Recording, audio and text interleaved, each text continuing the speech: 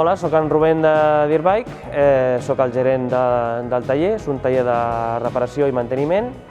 Abans estàvem a Cervelló, se'ns va quedar el local petit i per oferir més serveis hem vingut aquí a la Palma aproximadament fa 3 anys i mig.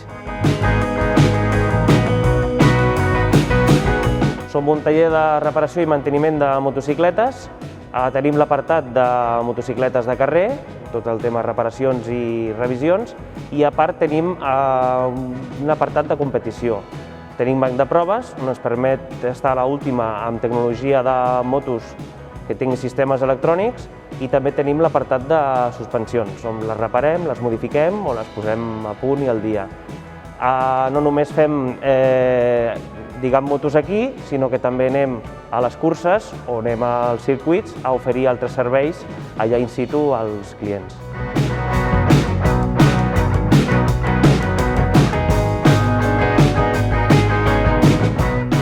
Vam venir aquí per oferir més serveis al client, necessitàvem més espai i a part, com que treballem amb molta gent que ve amb moto sense matricular, necessitàvem un lloc on poguessin aparcar, descarregar la moto de la furgoneta del remolc i tenir una mica més de facilitat al client aquest final.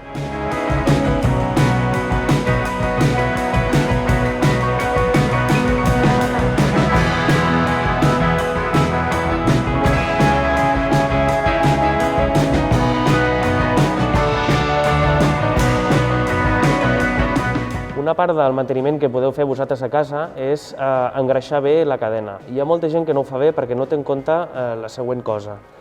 La cadena engrana justament per dintre el que és la corona, el pinyonatge. Engreixar per fora no serveix de gaire.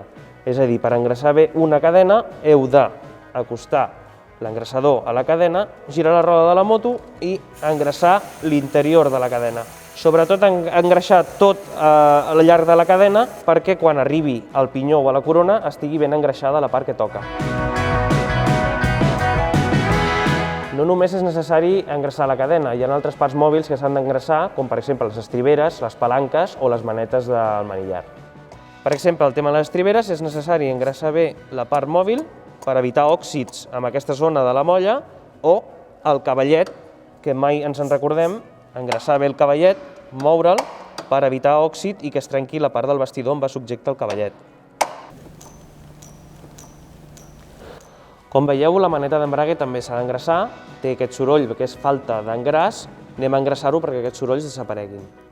I això, un cop engreixat, deixa de fer fricció, deixa de fer sorolls, evitant òxid i problemes. Ja sabeu engreixar les parts més importants mòbils de la moto, això allarga la mida dels components i res, espero que us hagi servit els meus consells i fins a la propera.